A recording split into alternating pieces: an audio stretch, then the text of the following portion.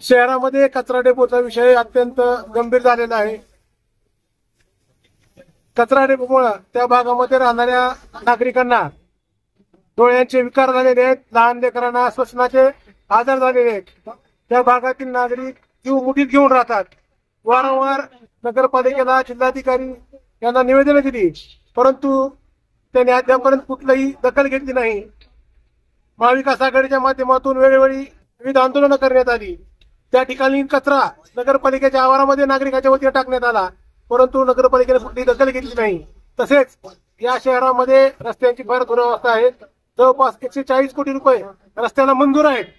मागील 1 वर्षापासून त्याची प्रशासकीय मंजुरी झालेली आहे, विविध प्रक्रिया झालेली आहे, परंतु शहरातील रस्ते अद्याप सुरू नाहीत। हे रस्ते तात्काळ चालू करावे, रस्त्याची कामं, व कचरा डेपो त्या ठिकाणचा स्थलांतरित करावा, यासाठी महाविकास आघाडीच्या वतीनं आज या ठिकाणी आमरण उपोषण करण्यात येत आहे। त्या 140 कोटीमध्ये शहरातील विकासाची जी उद्याने आहेत त्यांचे पण काम आहे ते स्थगित झाले। काय विरोधक आरोप करतात की तुम्ही थांबवले, त्यांनी तुम्ही थांबवले, काय विषय? नाही, त्यांचा आरोप अत्यंत चुकीचा आहे। कारण मागील 3 वर्षापासून आणि आताच 5-6 महिन्यापासून या ठिकाणी भारतीय जनता पार्टी, शिंदे गट आणि अजित पवार यांचं सरकार आहे। त्याच्यामुळे आम्ही अडवायचं ह्यामध्ये काही प्रश्नच नाही।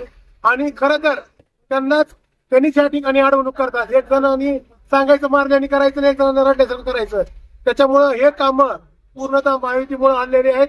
आणि तब्बल 1 वर्षापासून या ठिकाणी 59 रस्त्याचे डीपीचे काम आहेत, ते थांबलेले आहेत। ते जर कामं झाले जवळपास 25 किलोमीटर रस्ते या कामामुळे कव्हर होतील शहरामध्ये। आज आमरण उपोषण करतात, किती जण बसलात आपण आमरण उपोषणाला आणि कशासाठी सुरू आहे? आमरण उपोषणाला महाविकास आघाडीतर्फे मी आणि सोमनाथ गुरु आम्ही 2 जण आमरण उपोषणासाठी बसलेलो आहेत। कचरा डेपोचे प्रश्न आणि 141 रस्त्याचे काम या संदर्भात आम्ही उपोषणाला बसलेलो आहोत। कचरा डेपोच्या संदर्भात आम्ही नगरपालिकेला आणि जिल्हाधिकारी साहेबांना वारंवार निवेदन देऊन सुद्धा त्यांनी कसलीही दखल न घेतल्यामुळे आणि तेथील नागरिकांचं आरोग्य धोक्यात आल्यामुळे तिथून कचरा डेपो इतरत्र हलवा, यासाठी आज आम्ही आमरण उपोषणाला बसलेलो आहोत।